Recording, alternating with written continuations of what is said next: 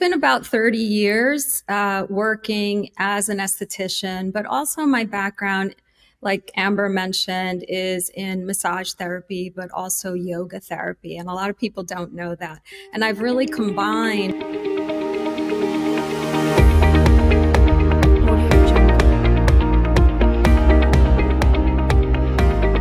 Welcome to The Well Drop. We're your hosts, Amber Berger and Dina Wismer. Today, we have with us Claudia Colombo, who helps us achieve our dreams of aging gracefully with beauty from the inside out. We all want to look our best as we get older. We want to celebrate the years that we've earned while maintaining our glow. And there's no one better to learn how to do that from than Claudia.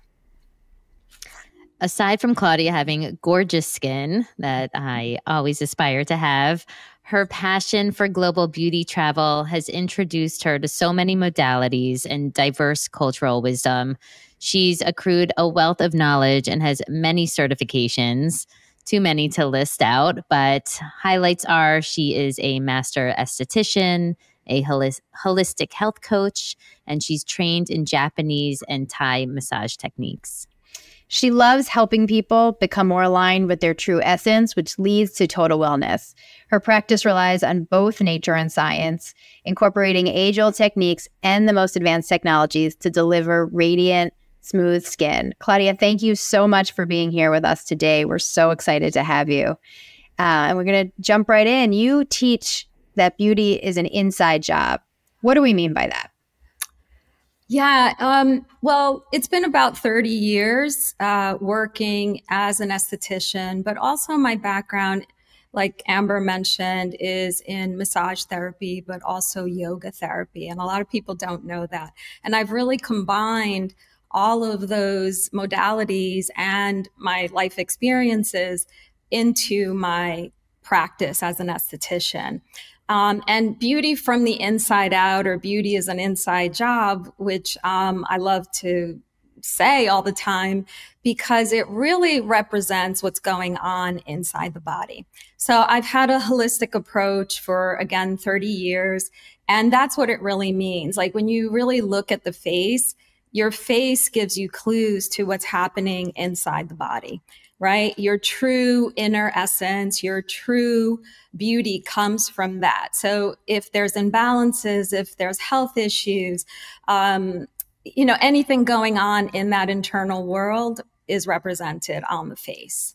So I always say skin issues are never skin issues, right? They're bodily issues really that are going on. And the face is really an important aspect of identity. So it really holds everything that's happened to us, our whole life, our traumas, our emotions. It says a lot about our personality, our disposition, and, health and imbalances.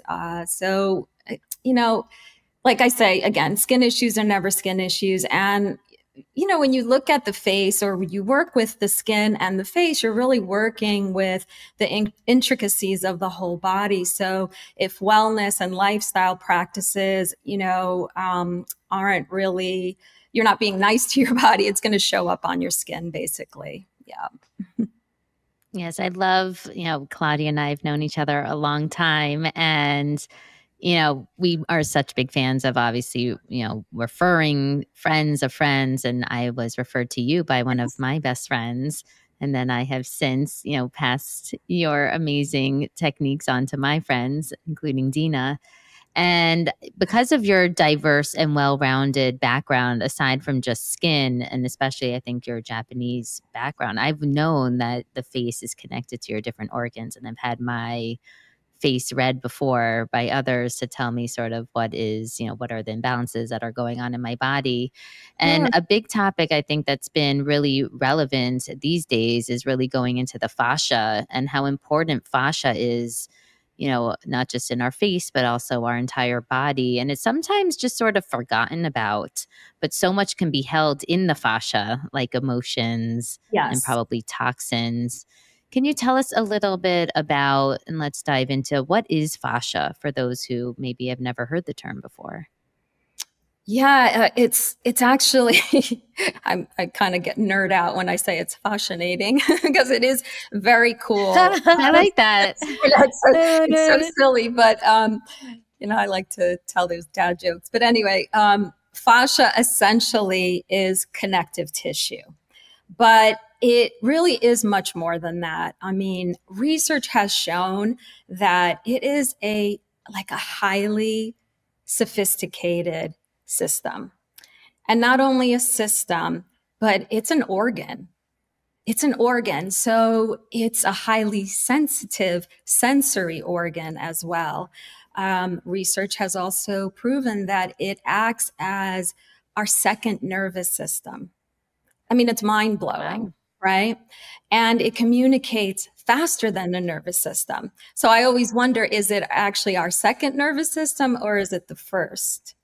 Right? So a lot of first time I'm hearing that. Yeah, it's really, really cool stuff you're going to hear.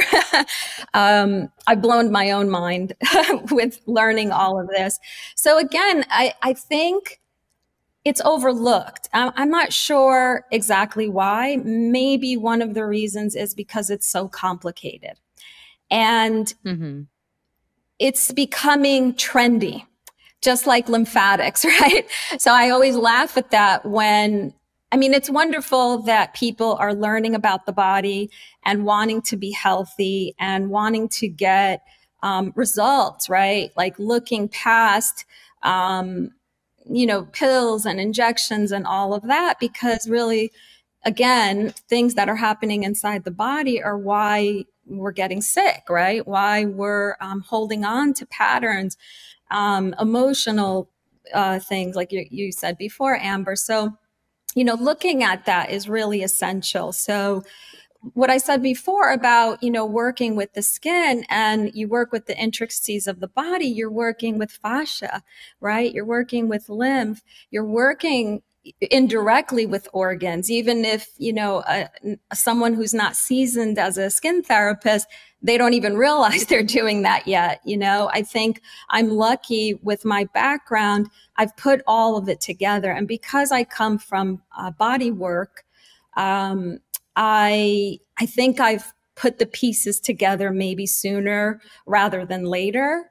And also my own healing journey. I know you've both have had your own healing journey. And I think that's what brings us to wellness, right? But really true wellness, not this watered down wellness, not this, buy things just for self-care. It's not consumerism. So, when I travel, I've traveled all over the world. I always love to go to spas.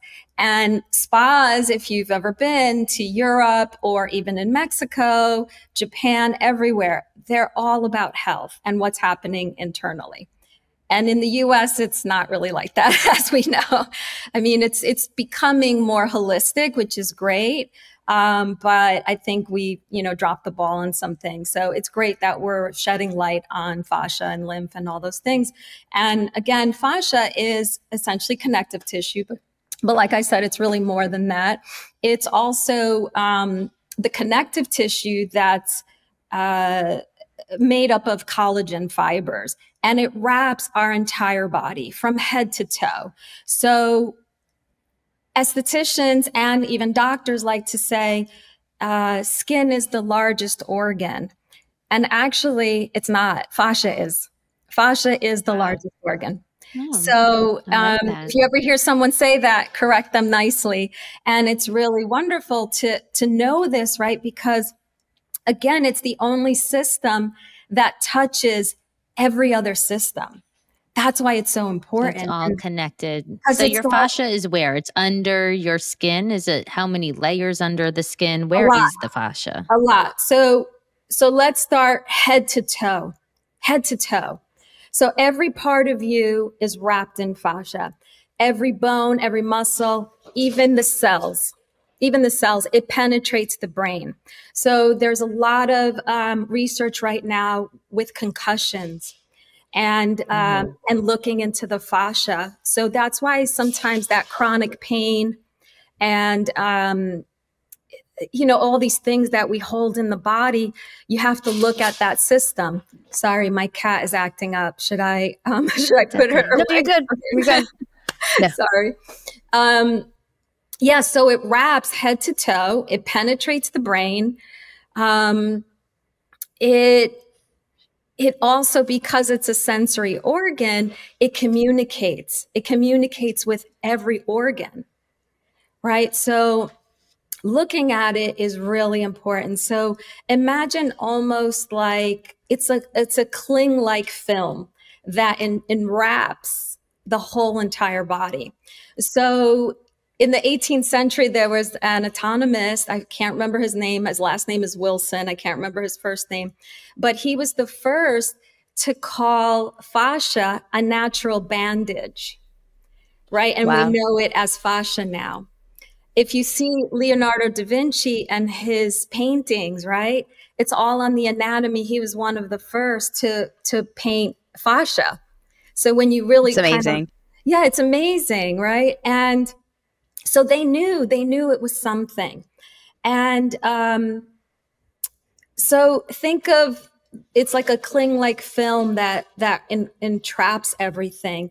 So because we're covered in it, and it's also web-like, right? So that's why it's such a complicated system, because there's so much going on with it, right? And then we'll talk a little bit. Oh, go ahead. No, how does it affect our appearance? So it's obviously all connected, right? When we're thinking about our skin and our face, how does it affect our appearance? Right, because it runs all along the body, what happens is that when it's not healthy, it can restrict. So I like to use the analogy of a bed. This is kind of an easy way to look at it. Think of fresh sheets on a bed that you just put on, and what happens? It's nice and smooth, right? Nice and smooth. Everything's tucked where it should be, and clean, crisp, smooth, silky. That slippery. That's healthy fascia. An unmade bed that's been slept in and tossed around, think of the sheets, right? That you'll never look at sheets again the same way. So think of sheets that have been slept on and they're distorted, contorted, they're kind of messed up all over the place. That's unhealthy fascia. So it's not to say that fascia everywhere in the body is like that, but it can get restricted in places, right? And what happens is with repetitive facial movements, repetitive, even for athletes, repetitive movement in general, injury. Injury could be anything, like I said before, a concussion, a trauma, head trauma, pretty much like so many things, right? Impact. Impact. But with the face, what happens is the face starts to age, right? It's really what's happening is that the fascia is elongating. The fascia is getting heavy. And because it's getting distorted. So depending on your lifestyle, right, and how well you've treated your body, and if you've stayed hydrated and all those things, the fascia is going to be healthier. However, we're still all aging because it falls, right? So the other thing that can make fascia unhealthy is scar tissue. How does scar tissue happen? Sometimes from procedures, right? Injections, facial filler, all of those things, create scar tissue. So what happens? I love that you actually brought that up. That's an interesting point because I'm sorry I interjected. No, please, my camera died. So I'm here, but my camera died, which is fine for the interview.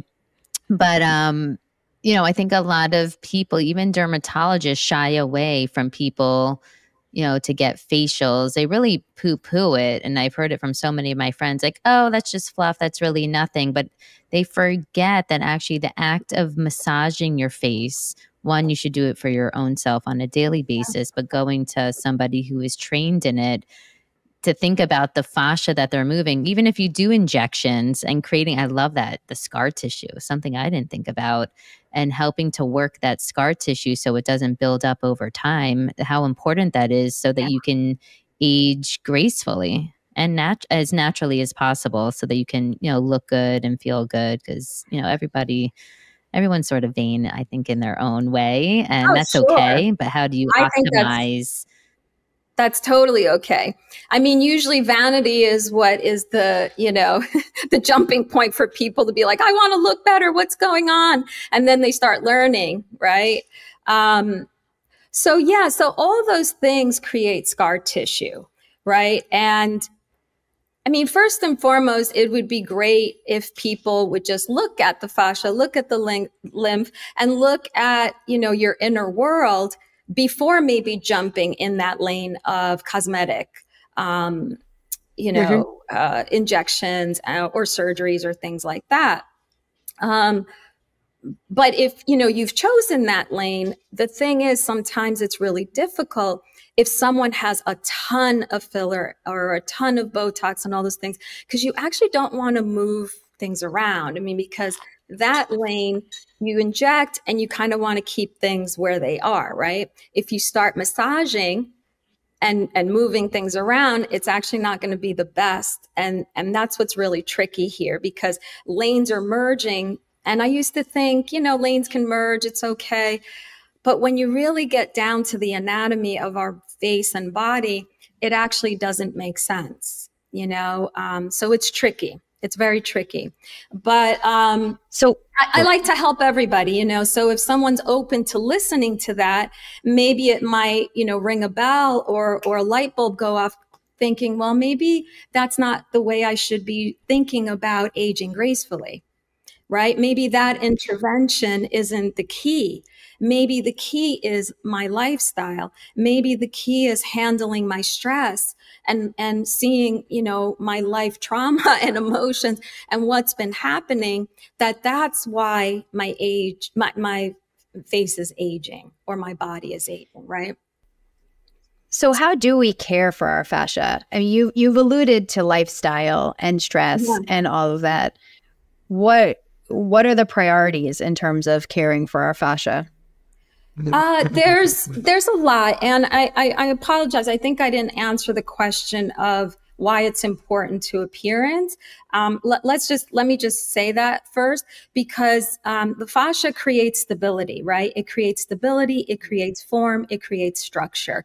So the analogy with the bed is a good way to look at it, because when the tissue is healthy, it will be lifted and toned. And that's what exactly fascia does. If we didn't have the fascia and that connective tissue, those collagen fibers, we'd be like little puppets, just bone and muscles. So that's what gives us our form and shape.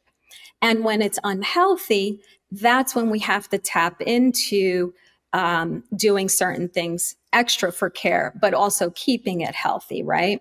And because it intertwines with everything, it's important, obviously, to look at everything. So because it's complicated, there's a few things for care. I wish I could say, oh, just do this one thing and you'd be okay. So it's a life. No, there's no magic button. Exactly. There's no magic button for anything. And that's what I think people forget. And that's why, injections everybody's running to them, but people need to know all of this too, so they can make an educated decision. Whatever they decide, that's their prerogative, right? Whatever they want. But I feel like most people don't understand their body and their skin and what's going on, and they don't understand how to care for it. So, what's happening, let's say unhealthy tissue in the face, right? If you're aging and you're seeing all these signs, what's happening is that, like I said before, with trauma, emotion, everything that's held, the fascia holds like a hard grip. So it's not easy to release. So it's easy to say, well, you care for it by releasing the fascia, but it doesn't release that easily, right? Because there's a lot of layers. So there's a superficial layer that is just below the skin. Then there's deeper layers. That deeper fascia is what usually holds that tension. And the deeper fascia runs through the muscles and the fat. So it's almost like a girdle around that. Let's talk about the face, right? That's holding everything together. But if you have tightness, you can feel it. So even if you run maybe your finger around like your jawline or in this area, you might feel like a little slip. Like you might feel like a blurp, like a little bump. So if you feel anything crunchy in those areas, that's adhesions, that's fascia, right? They're called knots. You feel them a lot in your traps. I have it by my C-section scar. I have that exactly, for sure. Because it's scar tissue. So what you would do, and women that have had, children and have had C-sections, you want to work those adhesions out. Because what's happening over time, all those adhesions, wherever they are in the body, it's like a chain. So let's say you feel more adhesions on the feet. Well, that doesn't mean that it's just the feet, right? In body work, we say there's pain sites, but there's cause sites, pain and cause sites, right? Just like kind of looking to the root of things, right? So let's say you have something happening in the foot, but the fascia is so tight in your shins and calves, and then work up that chain, right? I've seen it where people have really a lot of tightness in their sternum and it's pulling on the shoulder, and then it's pulling in the muscles of the neck, the platysma and that SEM muscle that rotates our head. Well, guess what? This is attached to that mandible area, right? So we could keep going. And then what happens is it falls. So that's what we start seeing a lot in aging faces, is that heaviness and that elongation of the fascia. And it's decompressed. That's what's happening because it's and what I find so fascinating is how you've taught me how the way in which we breathe, talking about how things are connected, also is you were just describing how it's all connected. I'd love for you to elaborate on our breathing habits and how that's connected as well. Oh, absolutely. There's a quote that says the quality of your life equals the quality of your breath. Our breath is our connection to everything. Our breath is our connection to spirit, to mind, to body, to our soul, to our skin. And the breath is your guide as long as it's relaxed.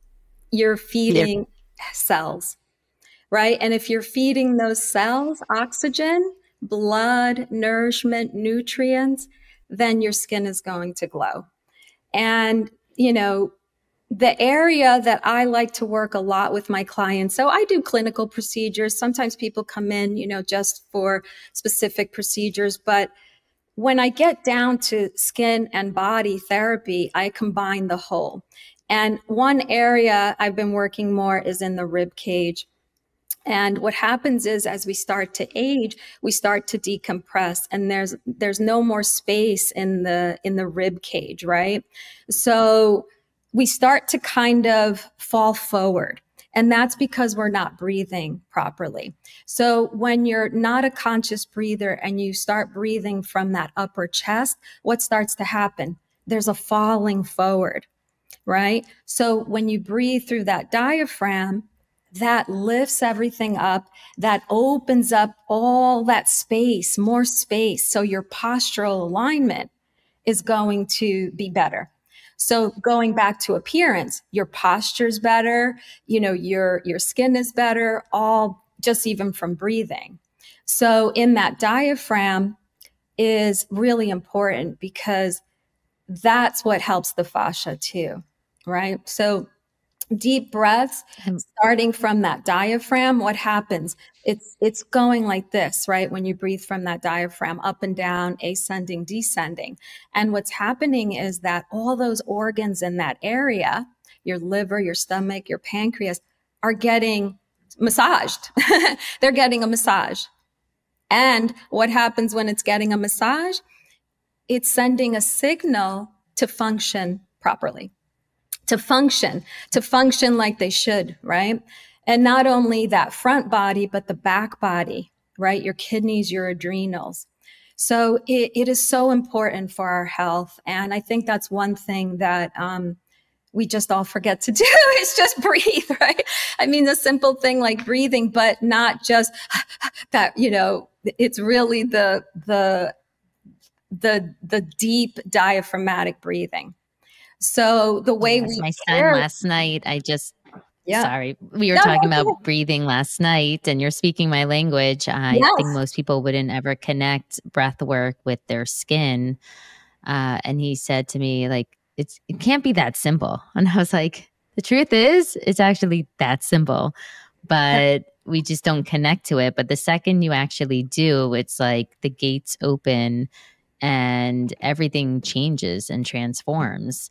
You know, I think as we get older, you know, I've been working with you, Claudia, since I've been in my 20s. You know, I always say there's skincare for each decade. So in your 20s, it's something, your 30s, and then your 40s.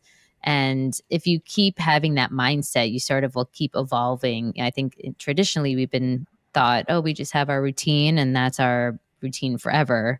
But it's really about evolving that routine based upon the needs of your skin for every decade. What can you advise our listeners who may be in their 30s and 40s? What should they, you know, start to think about or look into as their sort of go-to things? Is it hydration? Is it I think, exfoliating? Are there some key tips that you can give us for our well, 30s and our 40s it's a specifically? combination of things. I think first and foremost, think about longevity, right? Think about longevity because anything we're doing now is going to affect our appearance for sure and our health 10, 20, 30 years out, right? Like think decades later. So 20s and 30s, you really, you know, if you're doing kind of that lifestyle practice and really honing in on your wellness, then I believe in your 30s, it's more about preventative. Well, 20s is preventative for sure. And really, really simple, like cleansing. I know sometimes people think cleansing is not a big deal, but cleansing is, because if you're not doing like gentle cleansing and you're over obsessing, overdoing it, the barrier gets really, disorganized basically. So you want to make sure that barrier is intact. So gentle cleansing for sure, preventative measures. I mean, kind of the basics of course, be mindful of SPF, the sun, all of those things. But I think more really looking into longevity practices and think about really kind of finding the right person to work with also to guide you in skincare. I mean, if people don't have the budget to go for facials, then I would say keep it really simple because the basics are the basics that are going to help. It's just that when we get into specific skincare products and specific procedures, even with, clinical treatments and facials, you're going to get that elevated experience, right? And if you're kind of working through that in the right way, the skin will age properly. But I just think, really keeping it simple. What I'm noticing, now we're in the age of TikTok where teenagers want like every single product that we have. And I'm thinking this is ridiculous, but, even then, we're talking about obsessive behavior. And I think that's what we need to kind of, teach this younger generations, that they don't have to obsess. It's actually, they have a lot available to them that they don't need to obsess over their skin with too many products, because when you get to your 40s and 50s, those little extra nuggets of products do help, right? Looking into things that are going to resurface. Sure, gentle exfoliation is going to help all the time at every age. It's just not overdoing it. I really feel like that's my biggest tip because that's what I see the most of. And And I think keep it, I love like quality over quantity and timeless over trendy. I mean, there's a lot of trends right now, and that doesn't mean every trend is for you. So I think that's what you have to look at, and the staples of, mind the alcohol, the caffeine, hydration is key. And the fascia loves water, loves water, and it loves to be hydrated. So I think that's important too. Yeah, I I think think that's that, great advice, yeah, especially for the younger generation, like our daughters. I mean, yeah, yes, TikTok in a good way. It's showing kids to have these self care practices, maybe a little early. They don't need it, but the idea of taking care of your yes. body is a good foundation. But the act of simplicity, I think, is such a big message out there. It's almost like don't overcomplicate it. When you're in your 20s, keep it simple. Like just wait, it's going to get a little bit more complicated as you get older. Just why even add all that to your list from such an early age? It's kind I of unnecessary agree. because you have beautiful skin when you're young. Oh, their skin is so beautiful, right? And I look at these kids and I'm like, what are you doing? They're actually aging their skin by doing too much. And I think that's, I don't have children of my own, but I have plenty of nieces and nephews. And that's what I tell them, keep it simple. Like, trust me, just prevent and really hold on to what you have right now. And it's okay And that you're, breathe. and Sorry, guys. Mhm. and it's okay to age. I think everybody's just so afraid to age, and it's the fear mongering, right? And it's the consumerism of, well, you have to do this because you need to stay young. Well, we're all going to age. I mean, I'm in my 50s now, and if I didn't have the lifestyle practices that I had, I feel lucky and blessed. I always say I'm blessed and cursed because, in my 20s, I got really into yoga, and I was in a spiritual journey, and I learned a lot, and then got into body work and aesthetics just kind of early on. So it's kind of brought everything full circle. And I mean, that's the key to really, again, just think of longevity and all those practices that are going to really foster true wellness, right? And care. I think Yeah. it's just creating, oh, go ahead. Yeah. No, I was gonna say you're singing, you're speaking my language. I think aging is a gift, and I agree with you. I feel I am so much more confident and comfortable in my skin and my body in my 40s than I was in my 20s. And I'm so happy to be at this stage of my life and don't feel any desire to, look younger, but I feel the desire to celebrate where I am and to look my best at where I am. And so what you're saying, I think is a beautiful, beautiful message. And you've given us so many tools in this conversation with which to do that, to look our best where we are in this moment. If you were to leave our listeners with one drop of wellness to bring it all together, what would you like them to take away from this conversation?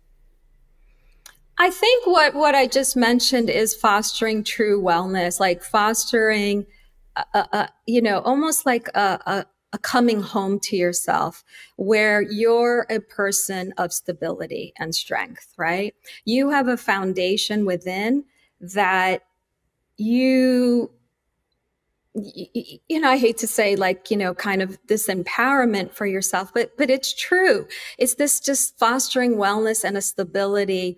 You're a stable person within, because when you are that way, you understand what's for you and what's not for you, right? Then you'll have the discernment when you have a foundation in true wellness and health and healing, that you'll know kind of what's BS and what's not, or does that make sense for me? Or maybe that's too much.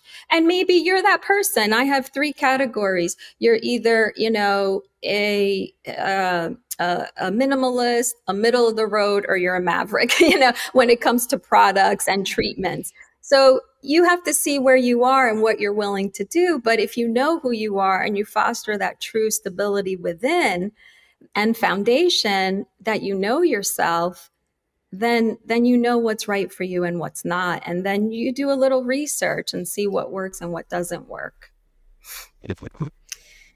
Thank you, Claudia. Thank you so much for being here today and for teaching us the importance of our fascia and our lifestyle and our breathing. All essential in terms of not only our skincare, but our wellness as well. Amber, are you there? I'm here. Oh, okay. Sorry. Do you want to do the code, or do you want to close us out? Can I just say one more thing? I know it kind of jumped a little bit, but I feel like, sorry, we kind of go, they'll edit it. It's okay. Yeah. About how we care for our fascia. I think that's important to kind of go over, because I was talking about healthy fascia and fascia that could be a little distorted, right? And what's happening is it's adhesion. So you have to release adhesions, but how do we do that? We do that a few different ways. If we're looking at the body, yoga is one thing, right? The yoga and the breath working together, but why is important, right? When you're doing yoga, you're really concentrated on the breath, but you're also contorting a little bit. So those twists and turns, what we're doing is wringing out our organs so they get cleaner and they function better. So blood flow, oxygen, nutrients are getting to the cells. All of that, what happens? Your skin glows. The other thing is dancing and Pilates. Why? Because it starts moving water and it stretches. So that's another thing that fascia likes, is like kind of like a stretch and hold technique, right? So for the body, that's important. And the other thing for facial treatments, fascia has thermoreceptors, so it loves heat, right? So when I do treatments, what happens is that I like to warm up the tissue first, because you have to make it malleable. So if there's a lot of tightness everywhere, you have to soften all of that first. And the fascia and lymph work in unison. So when that's working in unison, they communicate with each other, and then we could do drainage. So again, a lot of highlight on lymph, but it really starts with the fascia, and they work together. And then facial treatment. So it loves heat, it loves cold because it has thermoreceptors. So I do treatments like the jet peel treatment to do lymph drainage, but it also has a cryo effect. But before doing that, we warm up the tissue. So you can do, as long as it's not going past, the fat cells, you can do a little RF, radio frequency, to also warm up the tissue and increase that blood flow. And then right now, what's really popular is buccal massage. And that's going inside the buccal mucosa into those muscles, that deep fascia, and working all of that tension and adhesions out.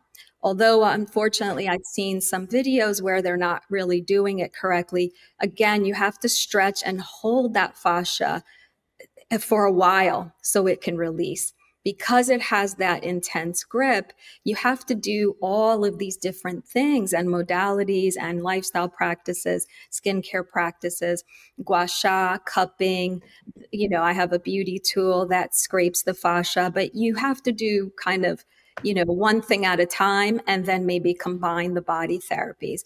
The other thing that, because fascia is a sensory organ, it loves vibration. So anything that vibrates is really healing. So sound bowls, sound baths, tuning forks, all of those things, that Theragun that vibrates, there's a lot of treatments like that for the face too, and the body.